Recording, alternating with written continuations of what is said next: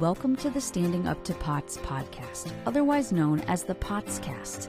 This podcast is dedicated to educating and empowering the community about postural orthostatic tachycardia syndrome, commonly referred to as POTS. This invisible illness impacts millions, and we are committed to explaining the basics, raising awareness, exploring the research, and empowering patients to not only survive but thrive. This is the Standing Up to POTS podcast. Hello, fellow POTS patients and nice people who care about POTS patients. I'm Jill Brooke, and today we have an episode of the POTS Diaries, where we get to know someone in the POTS community and hear their story. So today we are speaking with a mother-daughter team that I admire very much, Emily and Stacy. Thank you so much for joining us today. Thank you very much for having us. Thank you for having us. We really appreciate it. I appreciate it. Let's start with some basics. Emily, can I start by asking you, what is your age and where do you live? Okay. I am Emily and I am 17 years old and I live in Lockport, New York. And Emily again, what are a few words that you think your family or friends would use to describe you? I would think tired, but also I try to have fun, so fun. I think I'm very creative as well. So, Stacy, Mom, I was going to ask what you would add to that. Well, I think she is absolutely right. She is tired quite often, but but she's funny and she's definitely creative and she's a caring heart and she's quiet. She's not like me. She's more laid back, like a quiet, laid back, but like it more. Her teachers would say that she's introverted, but she's not really introverted at home. But she's definitely quieter than the rest of us. More sensitive spirit. So, Stacy, can I follow up and say, what was Emily like as a little kid? Very sensitive. She had a lot of like sensory processing things that she didn't like. Strong smells, itchy clothes, temperature changes, loud noises. If we went to like a restaurant that was too loud and she was a baby, we'd have to leave. She hated the smell in public restrooms, tags on her clothes, but very loving, very quiet, the teacher's favorite, a perfectionist right from the beginning, wanted to do well, get good grades, strive to be the best in everything, in sports and dance, everything. So, Emily, can you tell me about your favorite activities or hobbies as a kid or up until POTS became a factor? Okay. So, my favorite activities were always dancing and drawing. And since I have POTS now, it's not as much dancing. I still admire it, but I can't really do it anymore. But I still really love to draw. And now I have dogs now that are my own, so I play with my puppies a lot and I like to draw them and hang out with them all the time. So. Oh, how lucky. Now, I know that dancing was a really big deal in your life and athletics in general, right? Is it too painful to talk about that? I can talk about it. So, I started dancing when I was about 2 years old, and I started point when I was 9, and I would dance about 20 hours a week all the time and think about it all the time, and I loved school.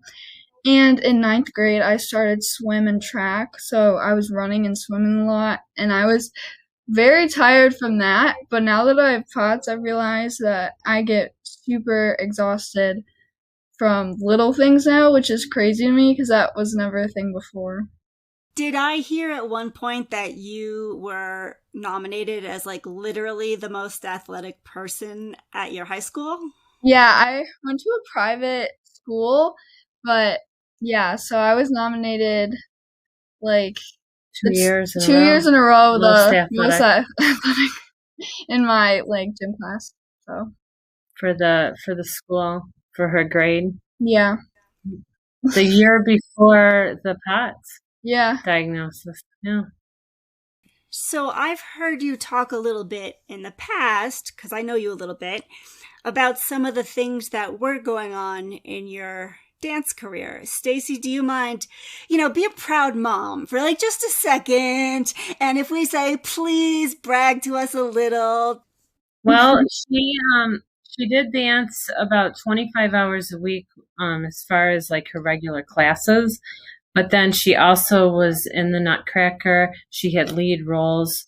She was Clara in the Nutcracker, the role that all little girls dream of. And then when she got older, she was lead Flower, lead Snow. She had the solo in the Spanish. She was the doll.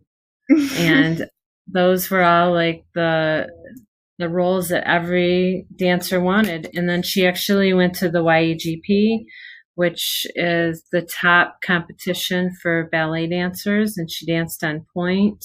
And she was dancing year after year, having what we thought was a sprained ankle injury that kept reoccurring, but it turned out she had an extra bone in her foot. And so the tendon was rubbing on that bone, causing a cyst. And then when they discovered it with an MRI, she ended up getting ankle surgery, and that's when everything changed. That's when the whole POTS thing happened. And now her whole life has been turned around and upside down. And that's how we met you.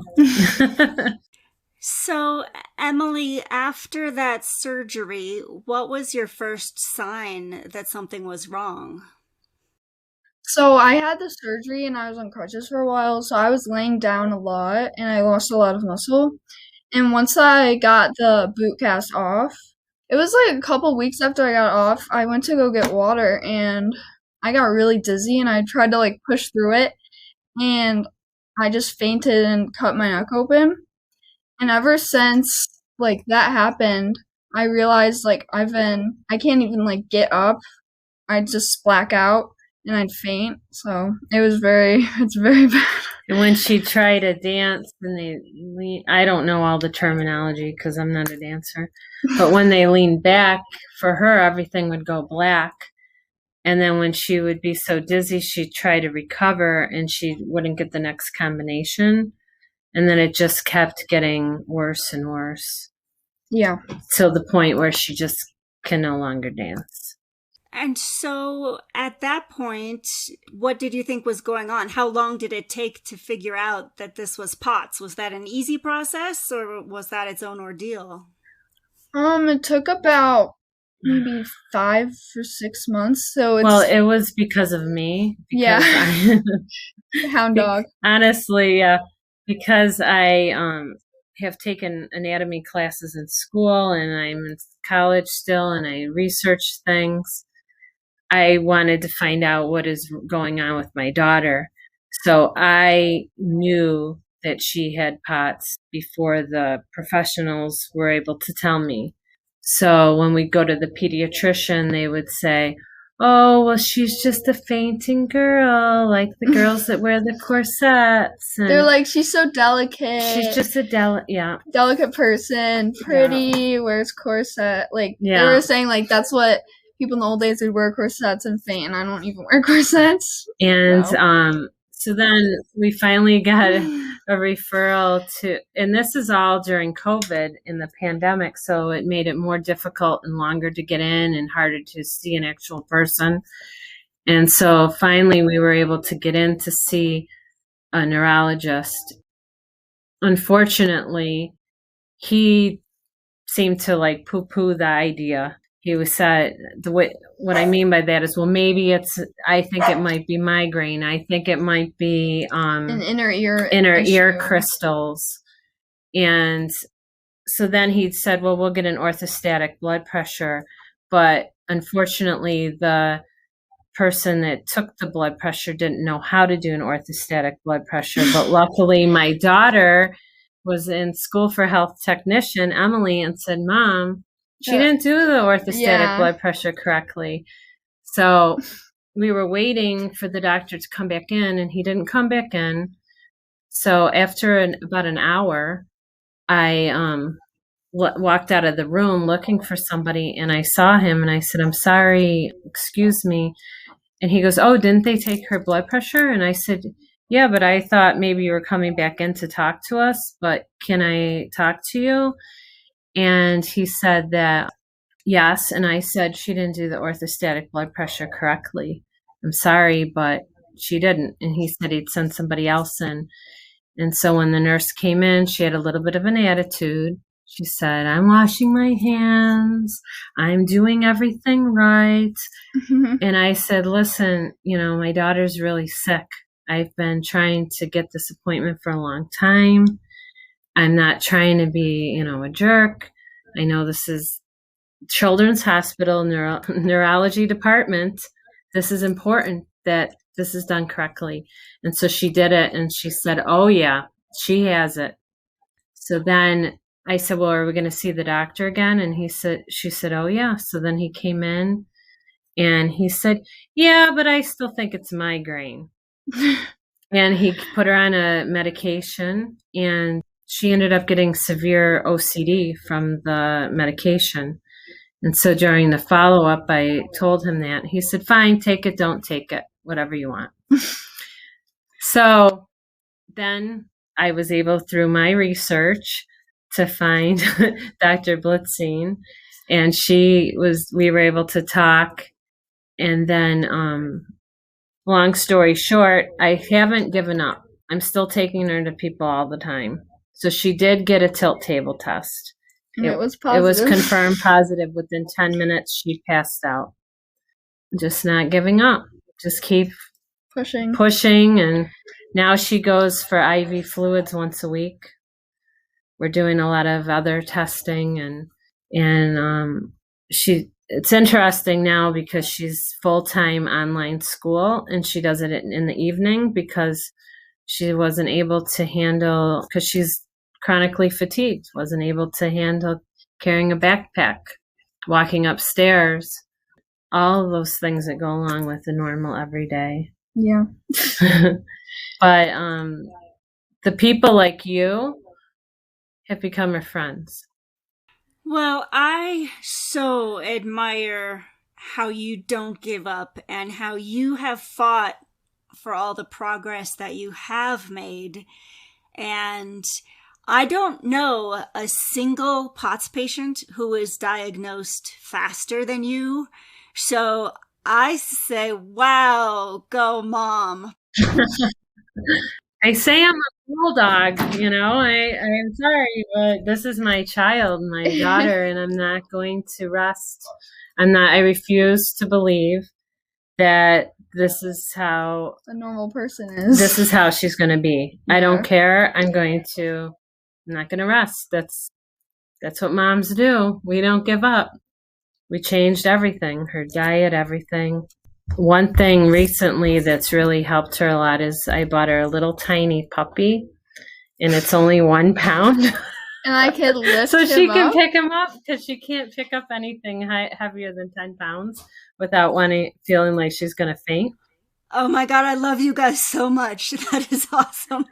And it's the cutest little thing. Teacup Yorkie. And that has really helped her to get out of her depression, because she was really, really in a dark place. I did the same thing. I was so depressed that I needed a puppy because, for whatever reason, I think puppies have hijacked all of my maternal instinct. Do you mind talking about some of the other things you've done? Because I think you've done dozens of things, right? Trying to see what helps. Do you mind sharing some of them? Yeah, so I've been gluten-free for 6 months probably. And probably longer. Yeah, maybe longer. Well, you would know, Jill. Yeah. Maybe it's been many months now. And I just started probably a month ago dairy-free as well. So I haven't been eating any dairy. So very healthy, strict diet, not a lot of sugar. And I've been trying to eat more meat, and so I get high protein. So that should help. Well, and I know this is kind of off topic again, but she had an anaphylactic reaction in November, and we called an ambulance, and because of COVID, I couldn't go in the ambulance, so I had to follow behind, and then they stopped me and made me do all the paperwork, etc. And she blew up. When I went back there, she couldn't breathe. She thought she was dying. Her throat was closing up. The nurse said, well, I put the IV in. And I said, but you didn't give her the medication. And then with my frantic behavior, we were able to get a team in, and they were able to give her the medication since her throat was closing up. So she got the epinephrine. And I brought her to an allergist, and she was tested for nuts and everything like that.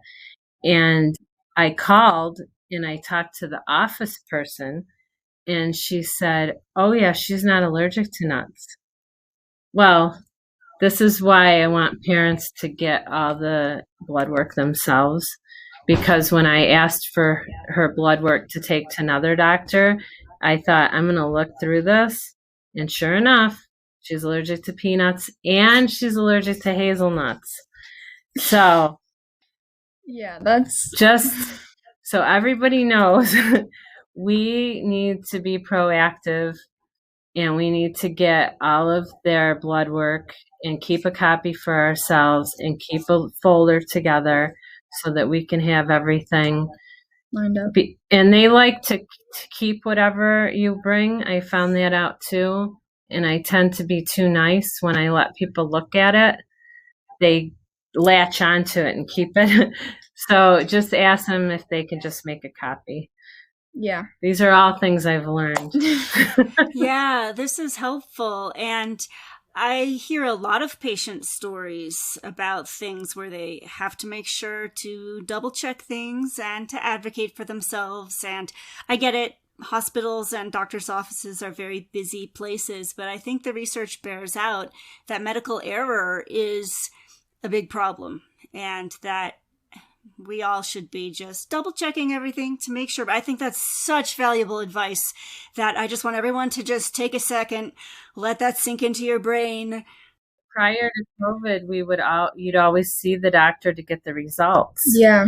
And they would never have the office people giving you results over the phone. But they apparently she didn't scroll down far enough on the computer. I think we need to go back to basics and really have another appointment to go over the results too. Yeah, it's very important. Yeah. Yeah, and I wonder, you're making me think that maybe because POTS patients tend to be very complex patients, if we need to double check everything even more than the average patient. Great, I agree. Completely. Because POTS can come with a variety of different issues. Mm-hmm. Yeah. It usually does. And we found out through the blood work that I picked up that she had a vitamin B12 deficiency.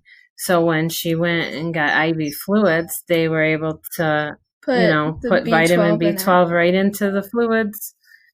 And she just had that done yesterday, and you could see she's glowing. It does help me feel less tired. And I'm still tired, but I also, because I'm leaving no stone unturned here, she goes to an Ayurvedic doctor also with Indian medicine, and she's able to get a really light massage. It's with sesame oil. So it's not a deep tissue massage, which she used to have before as a dancer. Yeah. And it's a lot less stressful, and they push all the blood upwards, so to your heart, which is good. I've noticed that. Yeah. So I just have it done on my back and my arms. So. And she did your head too the other day. Yeah, my head. Yeah. And she did have the test for the hearing crystals just to confirm everything, and that was normal. She does not have a hearing problem. We made sure that we've ticked off all the boxes. She had a brain MRI, normal. She had the hearing crystals, normal. So I think it's important that you ask for these things, because you just want to make sure that it's not other factors, a brain tumor or something that's causing these symptoms. So just to make sure that people have a clear view of where you're at right now. So you used to be the top athlete in your area. Now you had to get a 1-pound dog because you can't lift up something heavier. Where are you at in terms of how long can you walk for? I've been working hard at that, trying to push myself. Not too hard because I get so fatigued that I can, like, if I push myself too hard, I'll sleep for like 5 or 6 hours during the day. So I can walk like probably 10 minutes, which is really good compared to how it was. But I cannot stand very long at all. I can walk farther than I can stand. Yeah, and she goes to physical therapy twice a week, and she's been going for months. Yes. And what's great about that's the thing. Sometimes you got to change physical therapists. You have to find the right fit for you, and we've done that. And we found a gentleman and a young lady that they do everything one-on-one. So they're right there. If she's going to faint, they have a little chair for her. Some days she has to do everything laying down. She's not able to do anything standing. And they're very understanding, and they know what's going on. Yeah. I've been to other physical therapists where there's a lot of them, but there's also a lot of people in the same room, which is also bad because of COVID. But they don't really pay attention to you, which it can be really bad because if you are having a fainting spell and you faint, you want someone to be there and make sure that you're okay and that you're feeling okay during the exercises. So. And I think, you always say you don't want to change horses during the race, but you have to put a team together that you feel comfortable with, your child feels comfortable with, and that's what it's all about. You have to have a team that really cares about you as an individual. You're not just a number. Yeah. And if you're not getting the results that you need, then you keep looking. And I just decided that I have to advocate for her, and I'm not going to, if she likes somebody, good, they're on the team. If this isn't working out, we'll find a different person. So can I ask a related question? When it comes to support from family and friends, what's the best type of help or support that they can give you right now? Well, if you have a friend that you have to make sure they understand what's wrong with you, because you can't do the things that you used to with them, and you can't go for walks, or I've never been to a party. I can't go to a party, or I can't swim for very long or something like that. So they need to understand what is wrong, and they need to be supportive, and if they're not supportive, then they shouldn't be your friend. Same thing with family. Yeah. And for a long time since this happened, Emily didn't want a wheelchair. She's like, no, I don't want a wheelchair. And I would say, well, if we want to go somewhere like an amusement park or somewhere where you're going to walk a lot, like visiting Niagara Falls, you really need to think about getting a wheelchair. And so I got one for her. She wasn't really thrilled about it, but Kiwanis, they donate free wheelchairs to anybody who needs one, anyone with a mobility issue. Anyway, she has a wheelchair, and she found out that when, it's okay. You can use the wheelchair if you need to. It shouldn't be embarrassing. Yeah. It feels like it can be, but it really shouldn't be. And this way she can participate in life. Yeah. And we also have a rolling walker that she can... I put my arms on it. Arms are up high. And I can push it or sit down when I need to take breaks, in my house. And that's in the house. And whenever I need it, so. And we have a shower chair also. So in the beginning, she didn't want to use these things, but now she sees that it's making the quality of her life better. And she has a claw too, so she can pick things up off the floor without reaching down. Yep. Well, this is what I admire about you guys, is that you're so focused on solutions. You don't spend a second feeling sorry for yourselves. You just are working nonstop to make things as good as they can be, and you don't stop laughing and you don't stop smiling.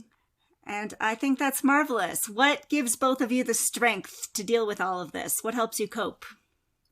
I think that my dogs definitely help me cope, and my mom. She definitely is there for me, probably the most out of anyone, and she always wants to be by my side and help me through anything that I'm going through, and push to find any answer that we don't know yet. So, and I don't want you to think we're this like, goody two-shoe type of. I mean, we have our mother-daughter moments. yes. But the thing is I want Emily to get back to a level where she can go to college. I will not rest until she's able to be independent and have the life that she wants to the best ability that she can. And we're learning new things all the time. From you, that we have this new cookbook here, allergy and gluten-free cookbook. We've got lots of these. We're learning about water and drinking out of glass bottles, which flavors she likes, even though it's water. Some of them taste different. Yeah, we're going to Whole Foods. We're trying because she's my daughter. We have 5 kids. I don't want to keep her here in a little box. I want her to go out and explore the world, and we'll find a way to get her back on track because she can't drive right now, and I want her to drive. And and she was at a very, very low point. It was a very low point when this happened with the dancing, but she's found that she's good at a lot of other things too. Yeah. She's good at arts and writing. And you can get better at it too when you have more time. So you can get better at it. You can do floor exercises, you can do Pilates, yoga on the floor, right? Yeah. Isometric exercise. I think it's very important to try to push yourself as much as you can, but not overdo it, which can be very hard because you learn your limits as you go. So you learn when you need to say, okay, I can't do anymore, I need to stop. So it seems like you guys have done a great job leaning into what you can do and not spending too much time dwelling on what you can't do. Nothing's off the table with us. We look at everything and try to see what helps. And if it doesn't help, then we try something else. Yeah. We just keep going. And then the compression garments. Teenagers love clothes. So. Yes. Make sure they're pretty. So, has anything at all positive come from all this? Have there been any silver linings at all? I do think that it's made my mom and I closer, like, during this. And I think that's a really good thing. So yeah. I think that I've learned that I've made some mistakes. When Emily was a baby, I pushed her. I learned about the Center for Higher Learning Potential, and it said if you want to increase your child's intelligence, have them do gymnastics, swimming, violin, piano, dance. I did all of those things. She did Montessori preschool. She did regular preschool. She went to school and danced all the time, played soccer. I almost call it kickball. But we did everything with her. And looking back on it now with this POTS journey, I really prevented her from having a childhood. And I think that it would have been better for me to say, you know what, Emily, go to the sleepover. You can miss dance one day. If you want to be in the school play, do the school play and miss dance. It's okay. Instead, it was like, no, she has dance. She can't go here. She can't go there. we'd go away for a weekend, have to come back early because of dance. It was always something with dance Or going an on. audition. An audition or a modeling thing or something. And she didn't really have a childhood, and she had a lot of pressure on her. And I don't know, being that she's a sensitive person, and if all of that just built up into this whole thing and the stress of the surgery just overflowed and caused this, I don't know. But it seems we have another doctor that's an immunologist, health scientist, pediatrician, allergist, everything all in one. And she talks about cleaning products, ticks, everything that can come into a person's life that can affect your system. And I think that I had a role in overloading her and just encouraging what was already in her as a perfectionist. I was encouraging her to be the best that you can be. You can do it, Emily. You can do it. Pushing, and all that pushing. And now it was too hard on her system, I think.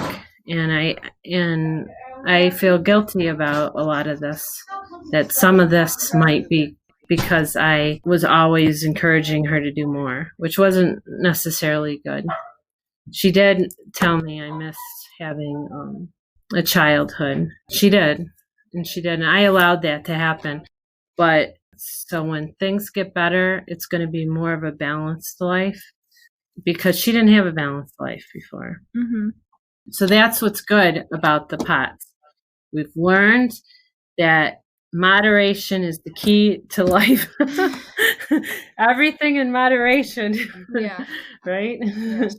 Yeah, well, that's so touching. And I relate to that. And I feel like POTS taught me to be less of the kind of person that's always thinking about tomorrow. I'm working for the future, and more of the person who says, no, right now is good. Enjoy right now. But speaking of right now, can we have a little fun? What is your favorite way to get salt? Water. Minimalist. I like it. What is the drink that you find the most hydrating? Water. How many doctors have you seen for POTS and related things? 8. 3 neurologists. I know that. Let's 8. see, 1 immunologist, well, plus an allergist. But yeah, probably 8. Yeah, say 8. Well, 8 traditional doctors. We want to add in the Ayurvedic doctor. Yeah. What is something small that brings you comfort or joy? My dog, Ace. I knew you were going to say that. Okay, what's your second thing that's small and brings you comfort or joy? TikTok. Yeah, TikTok. She loves TikTok. What is something that you're proud of? I don't even know. She's doing well in school. Yeah, school. Yeah, she's doing well because she's art. She's doing the online program and does it in the evening, and it works out well for her. Perfect. It really is. Yeah. Because I have 24 hours to do something, and I can figure out if I want to do it early, middle of the day, or late at night. So. Mm-hmm. What is a gift you would send to every POTS patient in the world if you had infinite funds? Compression leggings. What is something that you are grateful for? My mom. I'm grateful for Emily. I am. And she's teaching me how to be better and advocate. I became a board certified patient advocate this year because of Emily. And I now I can help other people too. So it's good. Write letters. I write letters. That's great. Okay, last speed round question. People might suspect you're a potsy when ... You freeze when you're talking to someone while you're standing. I can recognize people now. In this, I noticed this. I can recognize people by the way that they walk, like in the grocery store. If I'm standing there, and I can see them kind of walk like diagonal, like they're kind of like moving. They don't walk a straight line. I can pick them out. Yeah, I have a skill now. It's funny the skills you pick up in this lifestyle, huh? So I just have 2 more questions. What do you wish more people knew about POTS? I wish more people knew that it is a life-changing thing, but it doesn't have to ruin your life. You just have to adapt to everything that is coming your way and try to find the positivity in the things that you still do have and the people that you do have. And if there's someone in your life that isn't, like, standing by you and listening to you, then you need to find someone else that will. You guys, I think, are amazing at adapting. So, last question. Why did you agree to let us share your story today? I agreed to this because I know that I've struggled with a lot of things that have been happening in my life, and I'm sure there are other people that are too, and I want to help as many people as I can and talk to as many people as I can and learn their struggles and express my feelings and the struggles that I have been dealing with too.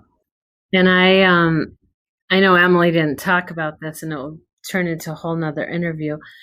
But when she was trying to dance, some of the girls were saying, "Oh, I feel faint.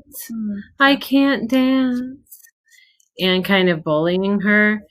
And I thought, what if somebody else is getting bullied for they're trying to make fun of them, that they're not really sick or they don't believe you. They don't believe you, and that's why I thought she should do this, because it's happened to her. It's a real thing. I heard them myself. It was on a Zoom class. And I'm a mom, and you see how I am.